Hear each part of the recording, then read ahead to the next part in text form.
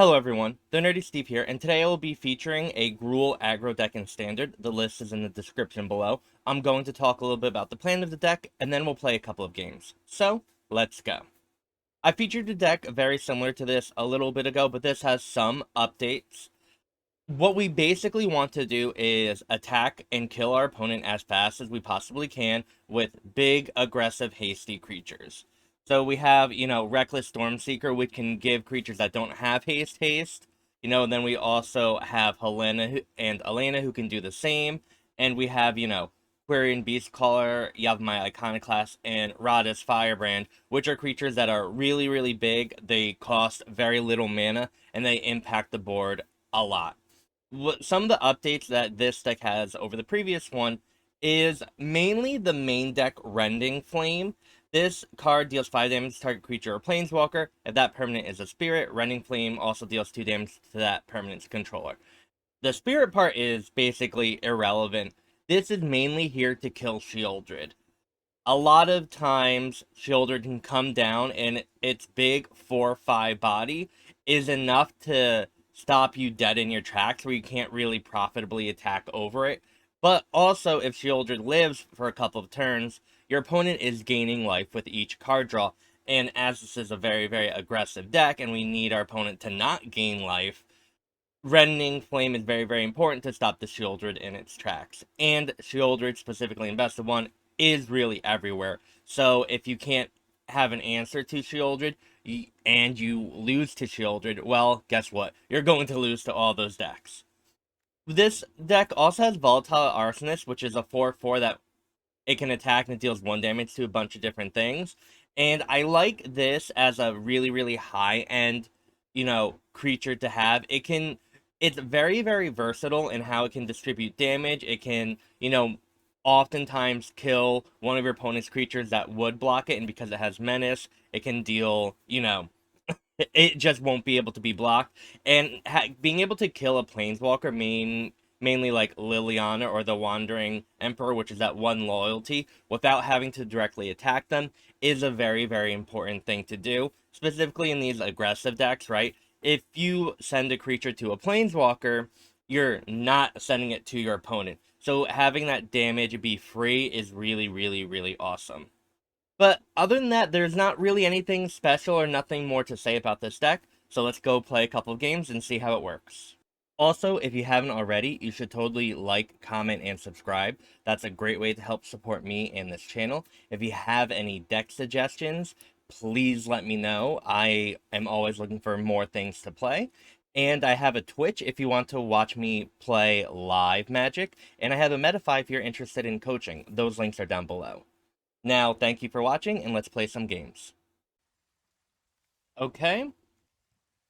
A little unfortunate that we don't have an untapped red source on turn 1, and that's gonna really set us back a bit because we don't have a Quirion Beastcaller coming out.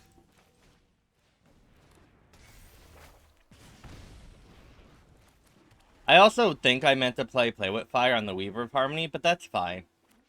No, this is actually not too terrible because our Quirion Beastcaller will now be a 3/3 and we get to play with Fire the Weaver of Harmony. So, okay, I feel a little better about that. I got a little scared, but this is fine. Now, one of the problems is we need another red source, otherwise we're not going to really be able to do anything.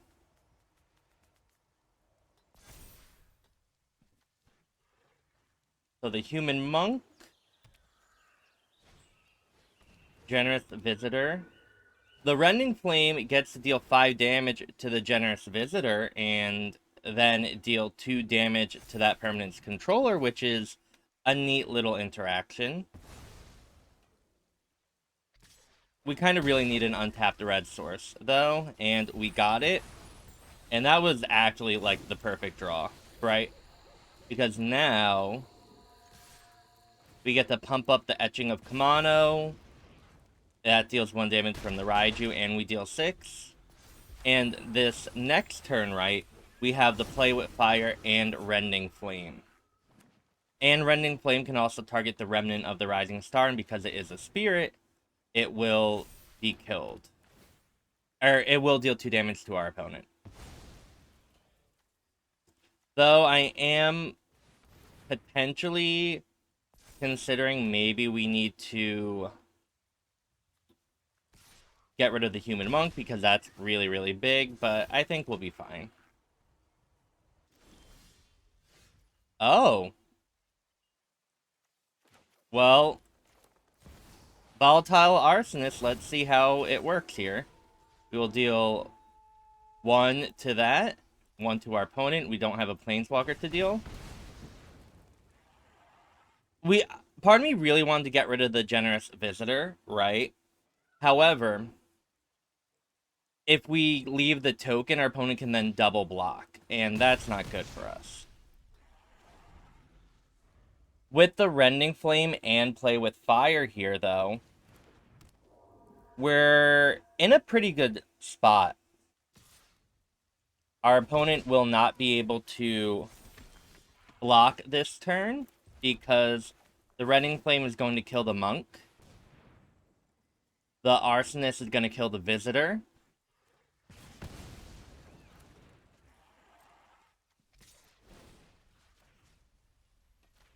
And our opponent's going to go to 2, and do you know what that means? The play with fire will then kill our opponent. So, GG. Alright, this is a good hand? Yes. Yes. Right? Epicure. We can't... Oh, maybe I should have kept the Karplusan Forest up to be able to play with fire or something, but I think that's fine.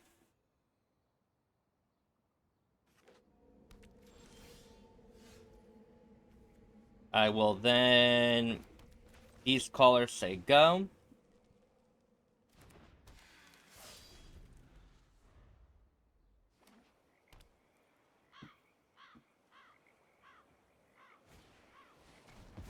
Ouch. I will then Stormseeker attack for 3.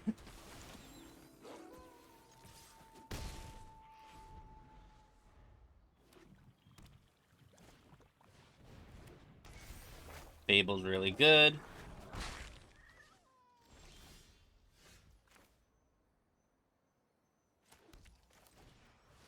Raiju.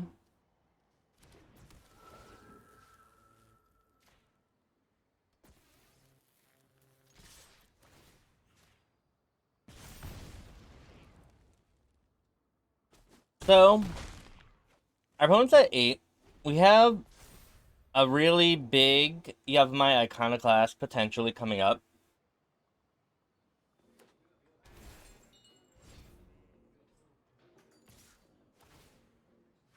Alright, what does our opponent do? Ooh.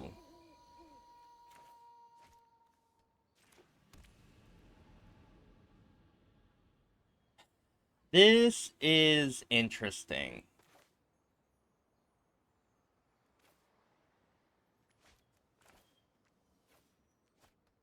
We don't know what our opponent has here. We could Radha's Firebrand and Yavimaya Iconoclast, giving the Firebrand haste, and we get to attack a lot and make the Epicure not be able to block. I don't know what our opponent has in hand, what type of removal. We could also Thundering Raiju and have the Raijus target each other, and so then there's 1 damage, 2 damage trigger, then a 3 damage trigger. So our opponent will take 5 damage before blockers even happen, but if there's removal, then that's also not particularly great. But we do have the play with fire if we go that line. Let's Yavimaya Iconoclast with Kicker. See if our opponent has a counterspell or something.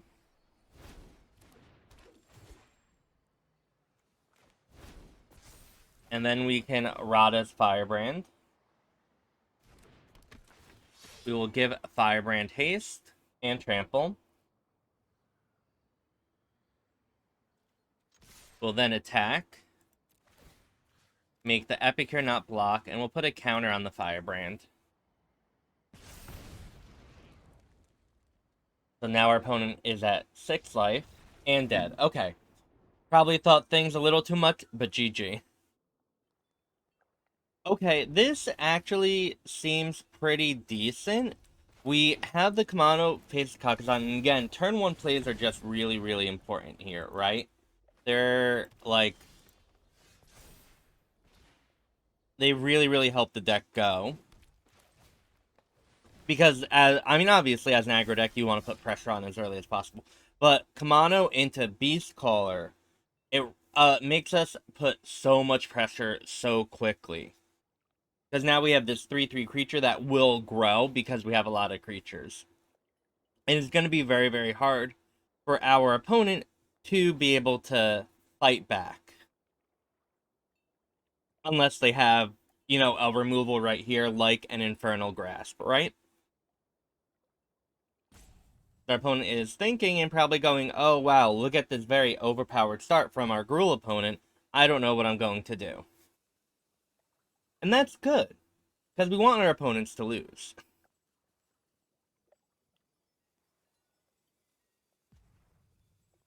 And now we just wait. Maybe our opponent didn't draw land. Our opponent did draw land. Okay. Now I'm curious about what they're doing. Landward Lone Speaker. Okay. It looks like they are some type of ramp deck. Obviously. So we'll do this. Attack for 4. And Halana and Alena probably are going to do a lot of work here. Crystal Grotto. I've been seeing this multicolor ramp deck going around. So maybe this is something like that, but the good thing is we get to Halana and pump up both of these to be bigger than the Oddity. And that's just wonderful,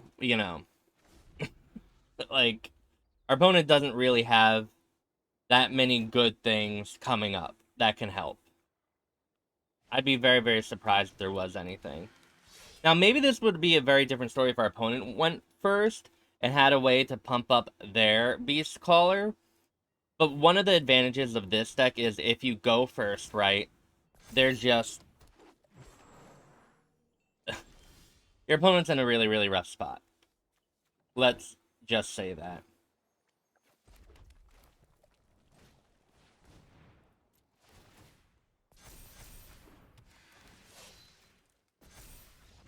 GG. Okay, our opponent is going first. And this means we get to Kumano on turn 1 into a Yavimaya Iconoclast turn 2. And that's going to be a 4/3 Trampler. It won't have haste, but it's going to be pretty good. However, if our opponent has an Essence Scatter, that would be very, very sad, but what are you going to do, right?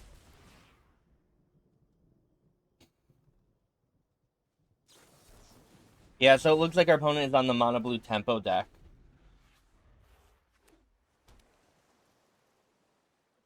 And you wouldn't necessarily think it would have a good matchup against us, but the Mono Blue deck is very, very, very powerful and very, very consistent. And if they just have the right amount of counter spells in hand, and you don't have a good 1-drop, they can just counter everything you do until they cast a 1-mana 5/5. Or a 3-mana 6/4 with more counter spell backup, right?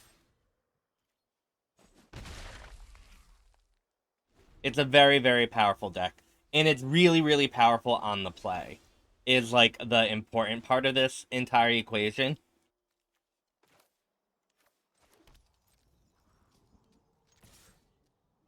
So what I'm doing here is I'm going to assume our opponent has a counter spell. So I'm going to Ascendant Packleader here. And then next turn, if I go for the Thundering Raiju, I get to at least get a counter on the Packleader. Now, maybe our opponent doesn't have a counterspell, and I'm just wasting my mana, but I'm fairly confident that's what's going on here.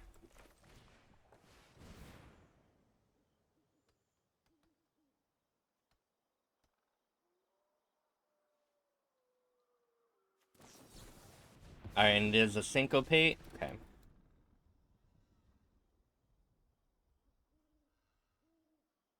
But at least we get the counter here, and we deal 5.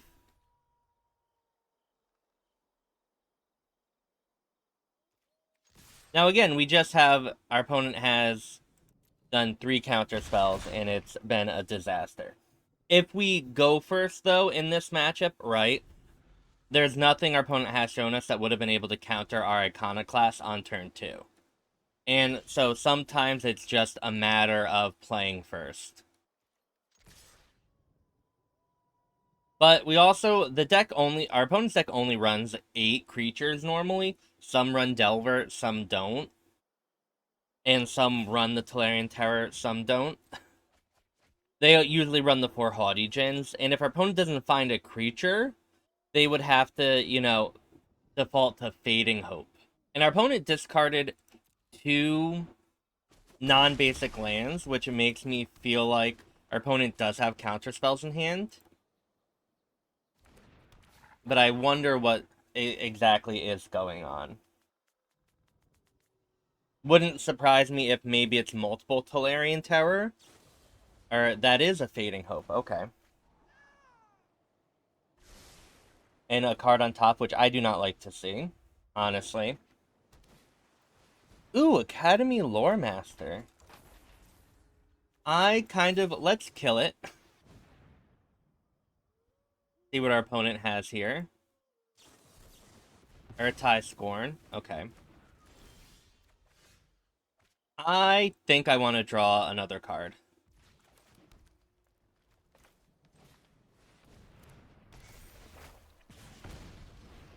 Mainly because we have all these lands. I don't think we can attack here yet. Right?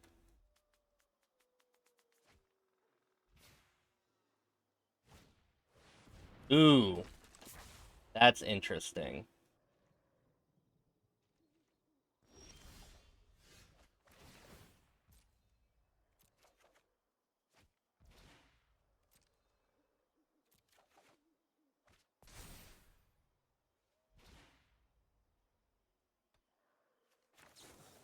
Let's kill one of these. We can always play with fire during our opponent's turn as well.